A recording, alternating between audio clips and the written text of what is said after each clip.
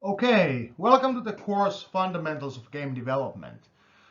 Because this year we are doing something a bit different, I decided to give on this first slide a head shot of myself so you can actually see that no, this is not a robot or confused AI reading out some lecture notes by someone, but there is actually a person giving this course. So, welcome to the Fundamentals of Game Development at LUT University.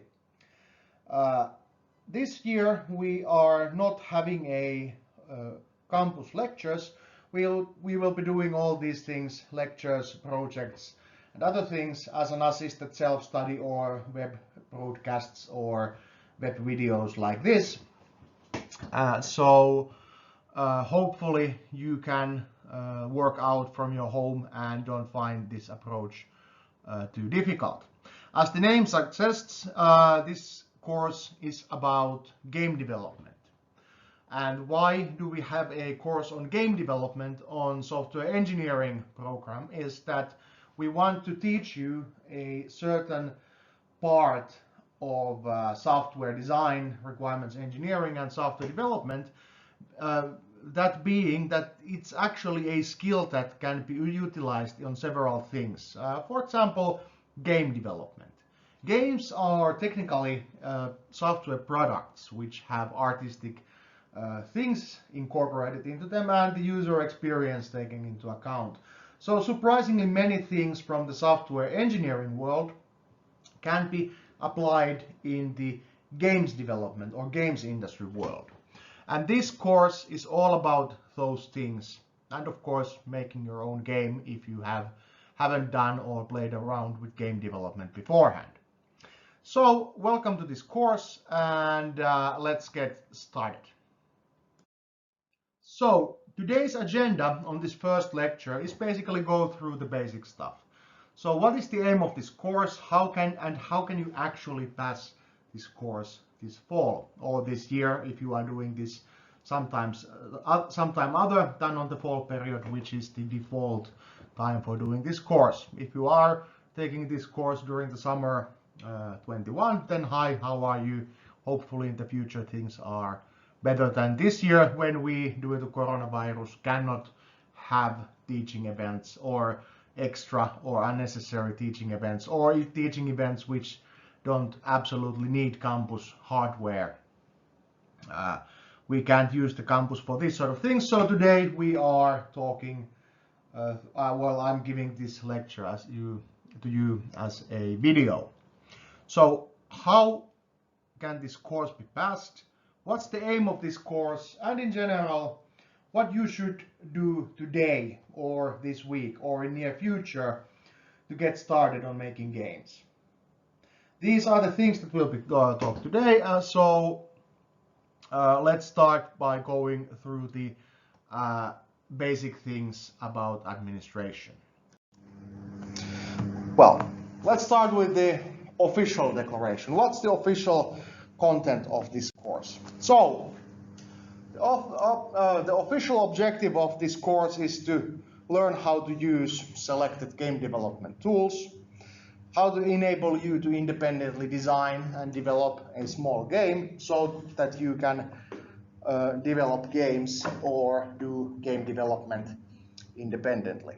Later on, the idea is that you can participate on events like the Imagine Cups or game jams or hackathons or code camps or whatever, which require you to create something visual, something entertaining, something that's game-like.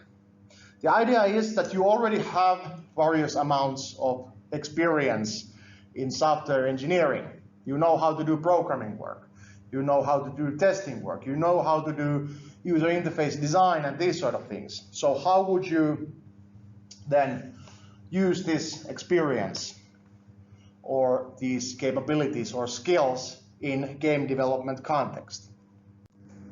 So basically, on this course, we are going through following topics. Oh, well, actually, when I'm saying we, I mean that I'm ordering or giving you instructions to go through these things. I'm not doing jack shit, I'm just giving you these lectures. It's your responsibility to learn these things. But basically this course covers basic game development tools, game engines, more or less. The physics engine, the graphics engine, the stuff that runs everything, makes the illusions, smoke and mirrors happen. What's the basics of working with 3D objects? So if you are doing a 3D game, you get more of this stuff. If you are doing 2D game, platformer, for example, you will be doing less of this stuff. But still, there's going to be a tutorial games, or well, tutorial projects in which you are expected to demonstrate that you can work with three-dimensional objects. You can animate them or use existing animations of 3D objects. Well, do game development related programming. Create a small, simple AI. It's really not that difficult, or there's tutorials and demonstrations for that. How to do triggers, how to make a game, how to make something that can be played with a gamepad or stuff like that. Perhaps some of you have already been doing these sort of things, but in case you haven't, this is the course where we'll be learning about that. The basics of sound engineering. So you have to make sound effects. You should also make background music, but of course not every one of us are composers, so it's enough if you are capable enough on actually joining existing music or using existing sound effects on your game products. Also, on the lectures themselves, we will be talking about gamification and serious games. So the stuff that's related to games, but which is more popular or more familiar on the software engineering discipline. So what has the game industry or game development brought to the software engineering discipline? So there is actually going to be some connection between the software engineering and game development after all. So basically, to give you an idea how to develop games with modern game engine, how to actually make those games and understand how professional game developers develop and produce their products. Teach you introductory stuff about game engines, physics engines, how to make things go. For example, make the 3D character do some animations and walk around and jump and do that sort of stuff. Understand how game development differs from traditional software engineering. Like I mentioned, you already know what being a software engineer is. So now we are going to talk about what game developer is and how it differs. And finally, enable you to develop games independently. And if you are still interested in this topic after taking this course, participate on Finnish Game Jam event on next January. There has been traditionally a Finnish Game Jam Lappeenranta site at the Student Union building. It's also one way to complete the Code Camp course. So if you want to continue game development and grab a couple of more credits, then you can continue with that topic on that event. It's an informal event, really. One weekend to develop a game based on a given topic or theme, and small seminars built around it so you can show your product to other students also around you. So, on this course, the default development environment is the Unity 3D game engine. So this means that when you are doing your development work, unless you have previous experience, you are expected to learn how to use Unity. This is also because, well, there's tons of different game engines. If you just pick something and start working with it, you might be okay, but still, if you want to work as a group or as a team with someone else, you should also know similar things. So Unity is used because it's fairly popular. It has a wealth of online information, and it's also something that does everything. If you develop games with Unity, you are more or less learning skills that are directly applicable in the games industry. And also, you will be creating a promotional video, so you will be learning something about recording software, editing tools, making your own game trailer for your own game. This is also part of your project. So you learn also that stuff if you haven't done it before. And finally, write a game design document. So, of course, if you don't know any office tools, then I'm asking you what the hell are you doing on this advanced software engineering course. But anyway, you also have to design stuff. So basically, pretty simple things. So, why Unity? Like mentioned, it's probably one of the most applied game engines currently in existence. Of course, there's things like a Game Maker Studio or Unreal and other things, but Unity is something that has been free, and it has several extension modules for different platforms, which are also free up to a certain point. So if you use the free standard version, you can even do commercial development. There's nothing saying that you can make a game, put it online, make millions of money. Well, of course, after 100,000 US dollars in profit, you are expected to upgrade to the professional version, but that's like something like 700 euros, so it's not that much after you have made your first 100,000. But anyway, these are the exact same tools that the game developers use. A couple of years ago, there was a problem that game developers or game studios have to invest money on more easier or more fluent or more capable tools than what was available online and for free and for learning. And there was a wealth of different licensing things for Unity, for example, or Unreal Engine. But Unity decided to switch this all away, and it's free for you to use. So that's why we are using it. It's compatible with almost anything you can imagine. Animations, graphics, sounds. Almost no matter what the format or what the tool you developed with, Unity can probably import that asset. That's important because if you are drawing stuff or making animations or doing whatever 3D objects, for example, with some Corel or Blender or whatever, it's important that the model actually imports to Unity. Because if it doesn't import to Unity, you can't use it in your Unity project. Simple as that. Also, it's compatible with almost any gaming relevant platform. So starting from something like smart TVs to mobile phones, tablets, game consoles, PC, web browsers, it works with them. You can deploy to them and you can develop for them. So you can pretty much select what fancies your interest and use that as your continuance topic. On this first course, we will be doing a PC standalone, or if it's simple game enough, then web browser standalone game, so that you can test out the different things regarding your game.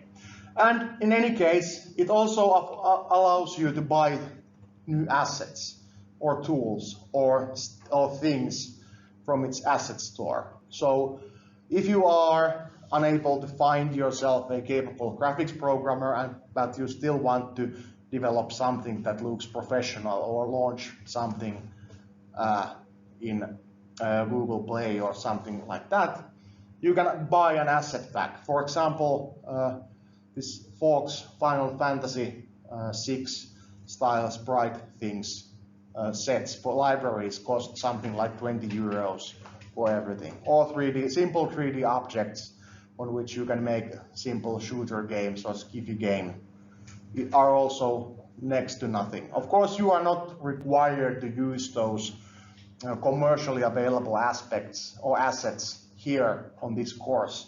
You can work with free stuff and use the Unity default or example assets on your projects.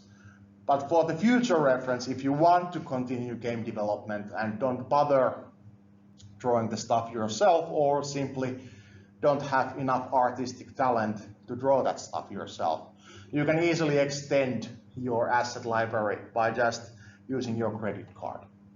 And also, Unity is really flexible tool. For example, the Kerbal Space Program was made with Unity. How many of you know what this game is? Raise your hand. Okay, so most of you. I'm not going to spend that much time on explaining it, but that was made purely with Unity. Also, this one, Scrolls. It's well, it's the other game from the Minecraft company, which no one talks about. It's a bit of a sort of like a Firestone game or Magic the Gathering card game, which really didn't catch on, but still, this was also made with Unity. The Kerbal Space Program being 3D physics simulation game for space program, and this being a Magic the Gathering style card game. The third example, Space Hawk, which I just remembered is hugely crappy slide because none of you can actually see what it says here. But the Space Hawk is, or well, more or less was, the new XCOM style tactical strategic shooter game intended to be multiplayer game. Unfortunately, the game build, which was shipped originally, came with some small bugs like that. These bugs here, space aliens don't have artificial intelligence in them, or they didn't have. They just waited for it to be shut because the game didn't work. But the idea is that you can make an XCOM style game, or Magic the Gathering board game or card game, or Kerbal Space Program, or Bad Piggies. This is also something that was made with Unity. Basically meaning that there's no limitation on what type of game you can do. It can be almost anything because it's just about the assets you choose to use.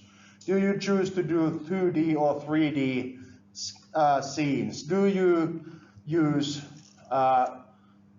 camera, 3D, which isometric camera or first-person view camera, or what? How do you configure your game?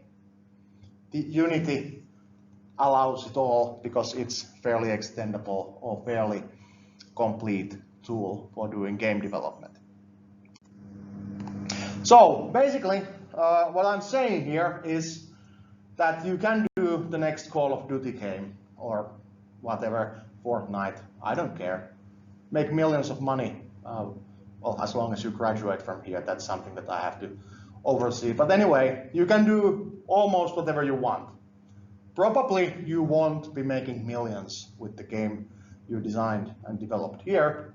But there's no reason why you couldn't do that, because you will be using exactly the same tools and systems and services available to you than to any other game developer.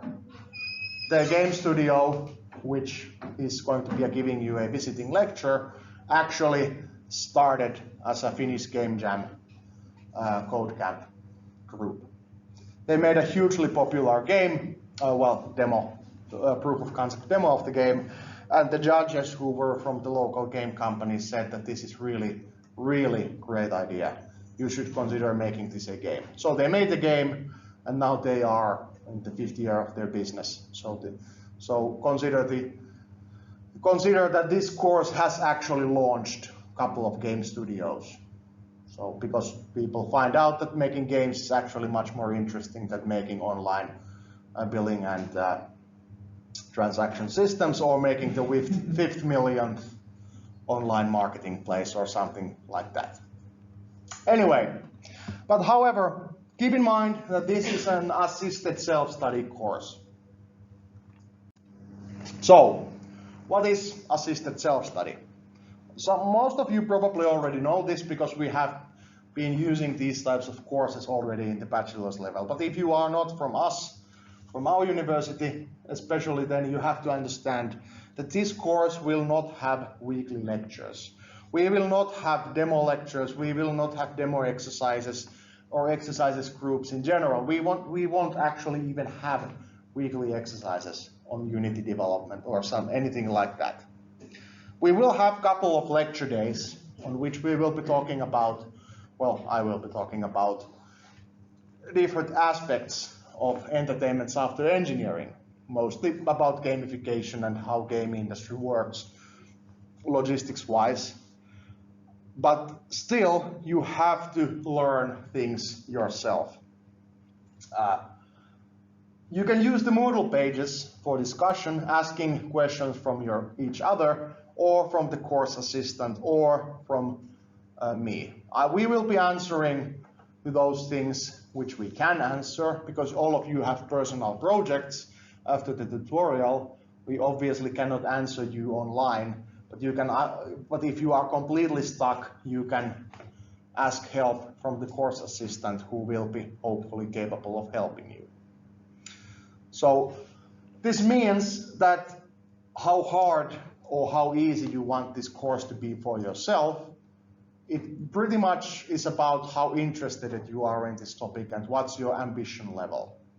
The minimum requirements for the game which is eligible for getting a final grade from this course isn't that much, but usually people want to do something more funnier or more ambitious up to some degree. Of course, I have to sometimes rein your imagination in, because the game also has to be something that you can actually develop during the next 12 weeks. So if you start to make a new Fortnite, you probably don't get that far during the first 12 weeks.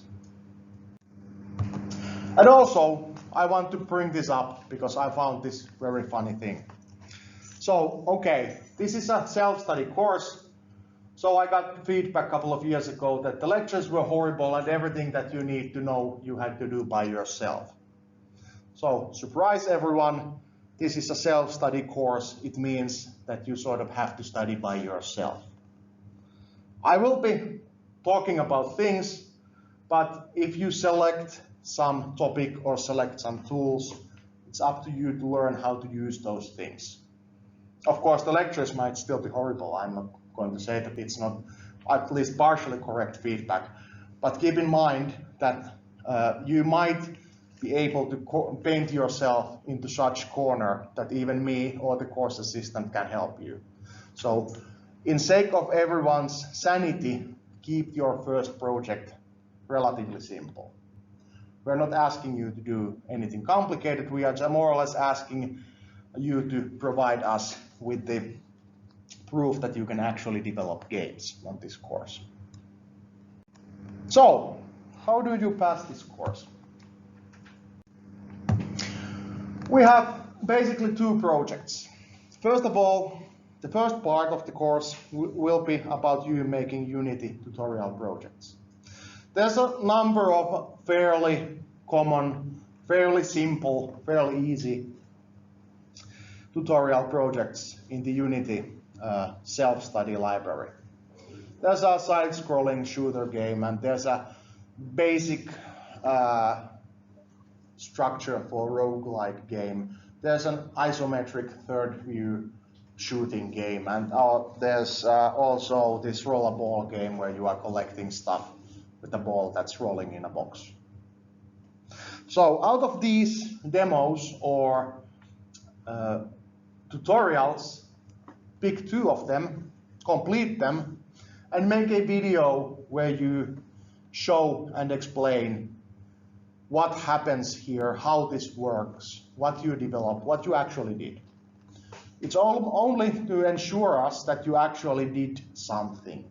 You learned how to use the Unity tool, and based on those tutorials, design your own game, your personal project, make the first version of the game design document, and start doing the development work for your own game. When you submit your game design document, we will be browsing through them, seeing that it's generally something that's doable. I have been running this course for 6 years now, so I have a fairly good idea what's doable and what's not. If I tell you that this is too complicated, you should focus on these and these things, at least try to pay attention to what I say, because I don't want to be the guy giving you a failed grade because you simply didn't have enough time to do this course. This is supposed to be sort of fun, engaging, extra activity, which gives you points on doing something that's not as serious as learning how ISO IEC standardization works, for example. Anyway, the personal project is something that you should implement by yourself, based on your own design. It can be or should be something relatively simple. Breakout, Space War, Pac-Man, the original Mario Bros. Bros, the arcade game, not the platform on NES system. None of you probably have ever heard about it, but anyway, the weird game in the Super Mario Bros. 3, which by the way is also something you might have never heard. Anyway, but that's the original Super Mario was the arcade game where the Mario and Luigi are in a one-screen sewer trying to get rid of all the turtles and stuff like that. Very simple to implement, so try to do something like that. Also, if you have previous experience, if you have been doing game development with Unreal Engine, for example, or Game Maker Studio, you are also free to use that. I'm not going to say no, because if you are from some other university, you might already have several courses on game development, so you don't have to learn to use Unity beyond the tutorial projects. For me, you can also do it with the tools that you have selected by yourself. It just has to work when we are testing it out. And finally, the last thing is a 60-second teaser trailer for your game. So basically, if you were selling this or pitching this on a competition, what sort of 60-second video you would make to show the best assets of your product? If it's something simple, try to focus on the humor value. If it's fairly complicated and graphically impressive, then you might of course want to use or show your game in-game footage more. Then, couple of details. So you go to the Unity website, unity3d.com, and go to the tutorials and select 2 projects from the beginner level. If and hopefully when you are all competent programmers, this will take you 1 night, 2 nights, 1 weekend perhaps, with all the requirement, documentation work and video making. So this is not that much. It's just something that we know that you started this course and actually understand what you are supposed to be doing. Of course, if you have never developed any sort of game, you might also want to consider what type of game you are interested in making. Because by that you can select the tutorials, beginner level or intermediate level tutorials based on the things that you want to do by yourself. If you are interested in first-person shooter, you might want to select a tutorial which emphasizes these aspects. If you want to make a roguelike game or arcade game, you might want to test out something that teaches you how to work with the 2D scenes and do some sort of infinite games, stuff like that. Yes? So we have 2 tutorial projects. Yes. And you want us to make 1 video about both of them or 1 video for each of them? 1 video for both of them. Okay. Yeah. So 1 video is enough. Just show what you did, what you learned, and how will you use that information on the core, on your personal project. And for example, if you are an experienced programmer and you want to do something else, you can also throw out an idea on the Moodle pages of this course on the discussion board. You can also replace this part with something else. For example, one guy wanted to learn how to create network code and make a 2-player game in Unity, and he wanted to do this tutorial where they explain how simple game where 2 players over network are basically playing a sumo game with the ball, with their avatars, which were bouncy balls. And of course, that's okay by me. If you already know how to develop games, you can also try to give an idea on what else you might want to do. We're not here to waste your time with these beginner things if you already have experience on the area. Then, when you have done the tutorial project, you are expected to make your own game design document. And this more or less follows some ideas based on the interviews done with the game studios I have been working with on my research projects and on commercial capability. So, how do you design games? It's not like it's a very formal process. It's not like you have, well, on some occasions you might want to go out and find customers or target audience. If you want to make a game for 12-year-old boys, then you might want to talk with 12-year-old boys or something like that, because you want to know what your target audience wants. Of course, on this course, we more or less can expect that you want to just make a game for any user who wants to play those games. So how do you get an idea? So if you are a professional game developer, there's really not a philosopher's stone or something like that which you touch and then you immediately get a brilliant idea. Almost all organizations just do brainstorming. It's a game designer and the team just throwing out ideas. There's a prototyping involved. If you already are familiar with Unreal or Unity, have some test assets, you might want to throw together something that gives you a feel of the idea. If it works, it might fly. If it doesn't, then you just completely scrap the idea and do something else. Basically, there's a couple of really simple rules. If you cannot summarize your idea in 3 slides, which have about this much information, preferably pictures and a couple of other things, then it's a bad idea. It's too complicated. You cannot implement it on this course. It's probably too complicated for general audience in general. So if you can't express your idea sufficiently with 3 slides and a couple of pictures, some text, then you might want to switch to something more simplified.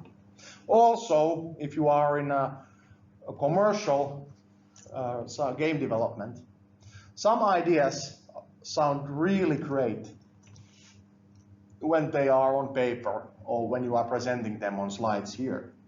They sound great, but when you implement the game, it's completely horrible because it's too complicated, it's too slow, it's too complex, it's impossible to make the AI good enough, it's impossible to make the user experience as fluent as needed, or simply the idea is not fun after a certain while.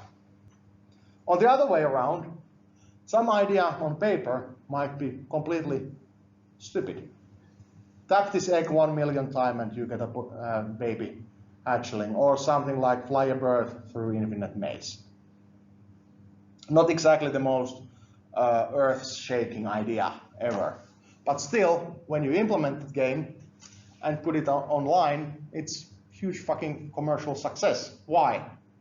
It's quick, short bursts of usability. You do something, it might do something unexpected, or it might go viral, or it might throw out surprises or stuff like that.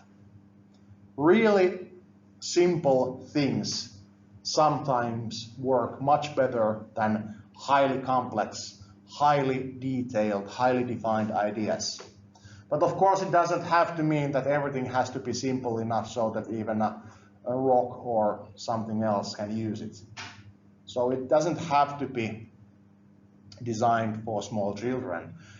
It's just that it's usually better if you want to implement something simplified, that if you can express it neatly, then it's probably going to be something that's easy to explain. Because no one wants to take a fucking course to understand how to play a game. We are not tax assessors here or something like that. May keep the user interface simple. Also, since this is a course about game design or game development, to be more precise, you are expected to draft a game design document. And yes, yet again, this is something that's taken directly from the game design documents that the game studios themselves do. When they start to develop game seriously, even if they do highly iterative process, they might have this art portfolio or sort of game bible, defining all the key aspects, characters, moments, levels, layout, visual appearance, themes, so that everyone gets the sort of same idea. So that, for example, if you are making a next Fallout game, someone doesn't decide that, okay, what we need here is orcs. No, we don't need orcs. But we need super mutants because this is a Fallout game. So the game, you are basically making the first version of your own game bible for the game. So there's a draft, well, or template on which you will start to working. And well, I thought the link was next, but the link is on the Moodle pages. You don't have to come up with yourself. There's a draft template. It's on a Google Docs. Make a copy of your own on your own computer and fill that. But basically define general theme, main characters, genre, most important features, story if there is any, and technical decisions. You probably don't know it, but for example, for the first original Doom, the id Software hired a skiffy writer to make a 800-page extensive backstory for the entire world in which the Doom is set. Okay, that sounds great. They found out that no one actually gives a fuck about the backstory, and it was too difficult to express in the technology of that time. So do you know what they used from that original game Bible? 4 pictures, which were used as an inspiration for the enemies in that game. So okay, that might not have been the wisest move to hire a guy to design an 800-page layout and then use 3 pictures out of it. But still, for example, things like Fallout, which I mentioned earlier, the Fallout Bible being existing is actually one of the reasons why the franchise even survived being put in a storage for 10 years or so. Because it was so well-defined place, even though the Van Buren, the original Fallout 3, folded because the game studio went bankrupt, well, because of the great, insane new owner, but anyway, that's a different story. They still had the place defined to a certain degree and were able to actually give the game idea to the next developer team, who was able to make the first-person Fallouts we now know. So this is not also important for continuity, but it's also important for you to sort of test your ideas out. What could benefit this game? What would be nice addition? What would be a thing that sets my game different from the other games of the genre? Of course, on this course, you are not expected to make something unique to the degree that it's actually a popular game. For example, like Journey, the sort of a meta-platformer game on PlayStation 3 originally. I think it's now launched in other places. It's a platformer game where I think it's not actually even possible to die. But still, it sold hugely, and it was a sort of an artistic experience. It's a sort of a puzzle platformer game. You might want to check that out if you have the compatible platform. But it was still something completely different. So perhaps they also, well, most probably they also have game design document for the theme or for the art style or how they want to express their world. And of course, when you are doing something which combines programmers and artists, you really want everyone to know what they are actually doing, because the artists have a tendency to, well, let's say fly to one direction, and the programmers have tendency to have this really narrow tunnel vision, and they are just doing their own job. So try to lead that group. Anyway, the game design document is part of your own game project or your personal project. So the template is here. It's also going to be appearing on the Moodle pages directly. So make your own copy of the template. And when you have done the tutorial project and decided on what tools and what type of game you are making, then fill out the game design document and start drafting out your own personal project. So, but one thing, keep it simple. You have 12 weeks to complete this project. The deadline for all deliverables is on the first days of December, so keep that in mind. You don't have too much time. And for example, this game here, Breakout, made millions of money. Well, probably won't be doing the same thing today, but still, this design made millions of money. these things, well, have also been influential. There's the original Mario Bros. Game. That's the only layout or only level in the entire game. Everything happens there. Well, you know the Pac-Man. That's fairly normal. And this is, well, let's say adventure game. And who knows what game this is? Yes, E.T. The first complete bombshell of a game. Almost killed the games industry, by the way. And one of the only games in existence where they made more game cartridges that were sold game consoles, because they were expecting that this game here will be so popular that people will buy the game console just to play that game.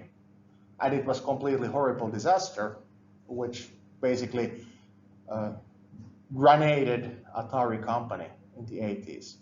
To the degree that when Nintendo came to Western markets, they actually didn't sell it as an entertainment system, they sold it as a personal computer. That's why they also had this sort of a weird added thingies on the original versions. Because game console had such a bad name in America and Europe because of this game and Atari, that the original Nintendo had to be sold as a home computer, even though it was originally and fully designed as a game console. Of course, all the robot things and disk drives and keyboards, which were only available, I guess, in Japan, but still, they were meant to give the sort of illusion that it's going to be more than just a thing that can run this train wreck of a project. And finally, on simple design, who knows what game this is? Well, most of you. Well, good. So this is the original Doom. This is one of the most influential game designs ever made. Of course, it looks like it's a 3D game, but it's actually a 2D game. It gives you an idea that it's a 3D game, but you can't jump. You can't leave the Z-axis ever at all. That's because the game is basically a 2D shooter, and everything the game does, it calculates on a plane. That's why it also sometimes feels a bit janky. On the Doom 2, they have actually added 3 real-D applications, but on the original Doom, you are running around in a 2D maze, and you have a couple of different weapons, and you are just blasting away the things that are on your way or trying to kill you. Not exactly that difficult design. Well, of course, that might be still something that you can do in 12 weeks, but still, it's really, really simplified design if you compare it to today's standardization, well, or game standards. So, a couple of things. We do have restrictions on your personal projects. Like when I said that keep it simple, I mean that keep the idea itself simple. Technically or mechanically, there has to be certain things. This is a list of most of these things. So the game compiles and works as a standalone product. You don't need debugging or developer mode or installation of the toolkit for the game to function. This is more or less given, but every year someone tries to argue that the game is complete, it just won't compile, so why are you giving me a failed grade? Well, because your game doesn't compile, and now it's said that it does have to compile. Also, the game needs to have at least 2 playable levels or modes which are different from each other, or randomly generated content to make each play session different. So with whatever you are doing, you have to have more than 1 level, and you have to have randomly generated content or enemies or positions or obstacles or whatever you want to use. All animated and feedback responsive player character, meaning that your player character has to have animations or they has to obey the physics of the game itself. It doesn't have to follow it perfectly, but the game character has to stop when they hit walls, or fall down when they go over a pit or something like that. So the player character has to somehow be responsive, and it has to be animated to the degree that you actually know that you are doing something. All visual elements are sized, placed, and created to follow the general theme. No placeholders or rip-to-shit textures. Meaning that if you want to rip off something, do it on some other course, have enough professional courtesy or professional proudness to actually do the game properly. So when you are using elements or textures or 3D models, you can use Unity examples or Unity templates or stuff like that, but try to make the game look nice. Not just do not use a print screen and then copy paste textures which are all over the place. It looks horrible and it really doesn't look good at all. You also should have at least some sound effects. And you should have way to measure progress or completion via high score or level progression. If you are making an adventure game, you are progressing through the different scenes. If you are making an action game, you are progressing through the levels. Or if you are making an arcade game or platformer or something, you will have high score. This is a pretty self-explanatory thing, really. And the game has a main menu from which you can start or quit the game or restart the game. So you don't have to kill the process from the process management when you want to quit the game. That's not that difficult to do in any case. You should also consider that you have different items or powers or abilities, several levels, different enemy types, music, high score, load save game feature, animated and responsive enemies, items, and environment. So the latter part here is something you might want to consider using to get a better grade. The first part is something that you have to have so that you have actually made enough effort to even pass this course.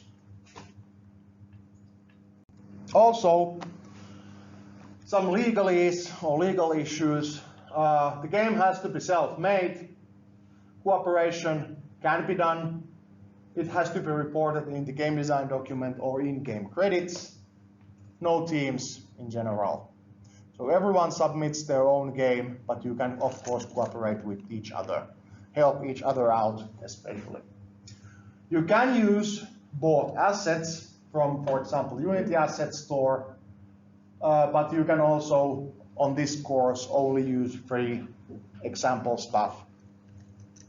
But also you can use bought assets. If you are using something that you didn't make yourself, that has to be referenced in code or in documentation, and it includes all graphical assets, music assets, source codes, 3D models, 2D models, all the things that you incorporate into your game. It cannot also be an earlier project. It has to be made for this particular course. It cannot include illegally acquired assets, so everything has to be self-made, public domain, open source, or have license allowing you to use that, or have a receipt so that you have licensed it for your own use. And finally, the game has to be compiled and deployed version of the game which works on Windows workstation with keyboard and mouse, or on normal Firefox or Chrome installation. Because you will be peer reviewing each other's works, and I will be also reviewing each of your works. I don't want to install any Chinese extra libraries to my computer so that I can run your game project. If it starts to say that you need to install this and this and this to actually play this game, let's say that your grading process has been completed at that point. So it's a fail. So consider it this way: if you make a game which you can run on browser on our university library or these classroom computers, then you are home free. Of course, if there's some freak driver issues on peer reviewer's computer or somewhere else, then we of course have a review on why it's actually not working. But keep in mind that Windows Workstation, keyboard and mouse, or normal Chrome or Firefox installation. This course has only one deadline for most of the things, and it's 13th of November, so the last day of November, 8 a.m. in the morning, Finland time. So if you submit your game design document, your tutorial projects, your own game, source code, deployed version, teaser trailer, all these things from both projects before this deadline, the 13th of December, 8 a.m., you are golden and you will move forward to the peer review round. And of course, this is at the latter part of the year, so and there's only a couple of weeks left until the end of the year and end of the second semester. So you have to understand that this deadline is strict. We will not budge it any further, but keep in mind that you have plenty of time to complete all your work, and especially if you start early, this should be of no concern for you. So 13th of November, 8 a.m. Finland time. Before that, both of your tutorial project and own game project has to be online so that you can get the final grade from this course. Also, since there's going to be quite a lot of work, we used to have several deadlines here, but it meant that people just kept turning in crappy work because they almost ran out of time before starting. So keep in mind that there's a sort of a rule of thumb here. The tutorials and the game design document aren't that difficult things to do. So we will be having these lectures more or less about once a month. So by the next lecture, try to have your tutorial project and the game design document done. And when we are having the final lecture, it's going to be at the same week as the deadline. So before the last lecture, you should already have done everything or completed everything. So all these things you will be submitting through Moodle. You won't be sending me or the course assistant anything. You just send everything to Moodle and then host the video file somewhere. For example, the University OneDrive is one place. If you put it on private mode on YouTube, probably no one will notice it. During the couple of weeks, it has to be online. Or if you are proud of your work, you might just want to leave it there. But anyway, you have to also consider the thing that where you want to host your files and your videos. The OneDrive thing that our university offers to all our students and staff is sufficient, so use that if you don't have anything else. And on the grading work, you all who submitted something or submitted your personal project will be reviewing 2 other works. You are going through a checklist of things, seeing that how well made or how ambitious the game originally was. And you can give an idea on what sort of grade would you want to give for this product. Of course, I will be also doing the grading work, and I will be saying the final word here. But still, you will be seeing how others did and what sort of things others did. So you can basically compare yourself to other works and also give feedback to the original game, developer on what to improve if they missed something because it's their child, they don't see the faults on it. So give an idea on what you might actually want to consider or improve. And of course, there's a checklist of things how to do the peer review, how close to the original idea the implementation got, how ambitious the idea was, how complete the demo is as a game, how many different techniques and functions are utilized, how fun the game is, how much other work is included, how detailed the additional documentation is, does it have instructions, these sort of things. So yeah, this is a list of things that you should be grading. And of course, the peer review is among the project work's mandatory part of the course. No review, no grade. It's fairly simple that way, and we will be completing everything so that you will get your grade before the Christmas. So if you are leaving back home or leaving for an exchange before January, then you will have time to get the course grades before you have to leave or go back home, depending if you are visiting us or going somewhere else. Of course, since we are now on the master's course, we are allowing you to actually be part of the administrative process or grading process. I will say this, and I will warn you only once. You are participating in something that affects other people's grades or have the possibility to affect other people's grades. So do it seriously, pay attention to the instructions and do as asked. If you just decide to goof off or submit one-word answer to the open questions, or you happen to know the person whose game you are reviewing, and because you have some personal disputes over something, decide to give a 0 grade just because you hate that one, or do something else which is academically unethical, well, you will win yourself a further academic action, because this is a part of the project. Don't fuck this up, is what I'm trying to say. So take it seriously. So, now that I have been talking to you about, well, 1 hour actually, on what you are expected to do on this course, so what are you then going to do after you leave this classroom?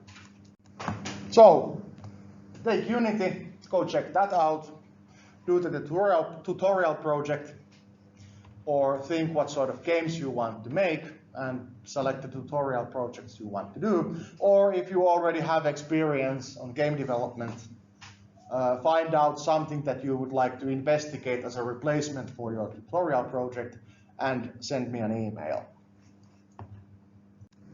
If you want to use something else,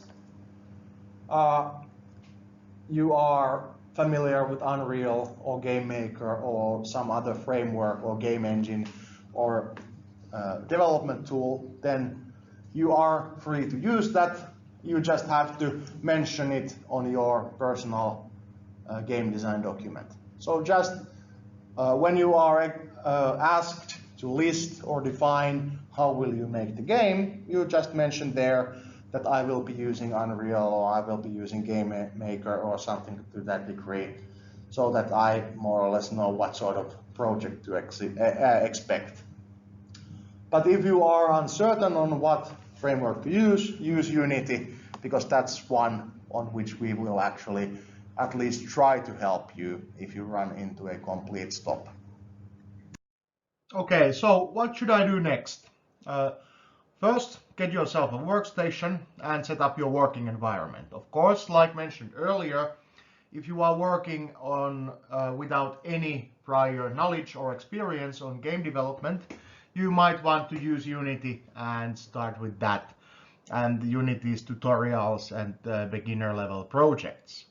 Of course, if you already are advanced game developer or have some experience on this stuff, then you can also propose your own tutorial project. But nevertheless, start your tutorials, design your own game design document, and submit those via the course Moodle.